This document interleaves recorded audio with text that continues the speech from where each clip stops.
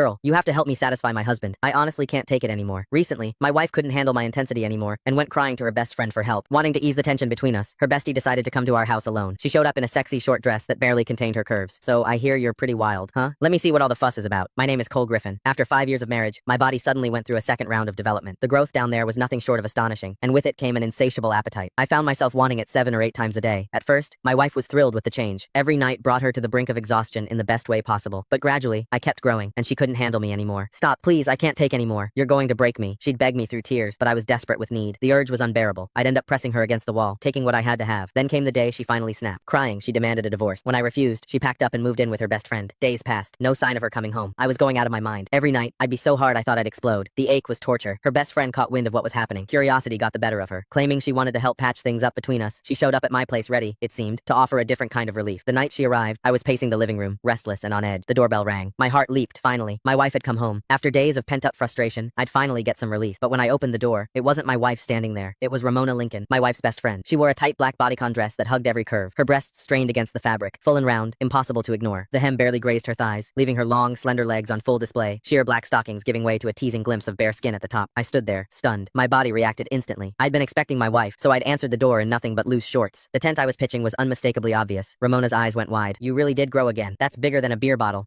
Truth was, Ramona was a woman with unmet needs herself. She was beautiful. Anyone could see that. But she'd married a rich old man. According to my wife, he'd burned through his prime too hard and too fast. Now his body had given out, and he couldn't satisfy her at all. These days, she apparently spent good money on male escorts to fill the void. I motioned her inside. She settled onto the couch, crossing her legs slowly, showing off those red bottom heels, making damn sure I noticed. So what brings you here, Ramona? I asked, grabbing a glass of water and handing it to her. Where's Rachel? She took a sip, then fixed me with a look. You're the reason. You're like a bull on steroids. Rachel's too scared to come home. I'm here to talk some sense into you. You can't keep going at her like that. She's delicate, for God's sake. No woman could handle a brute like you going full force. As she spoke, her chest rose and fell with each word. Those two magnificent breasts moved hypnotically beneath the thin fabric bigger than my wife's, fuller, and I couldn't tear my eyes away. My pulse hammered in my ears. God, I wanted to touch them. I sighed, settling into the chair across from her. It's not that I'm trying to be rough. It's this second development I can't control it. The urge hits me like a freight train. If I don't, at least once a day, the ache is unbearable. Ramona's eyes sparkled with curiosity.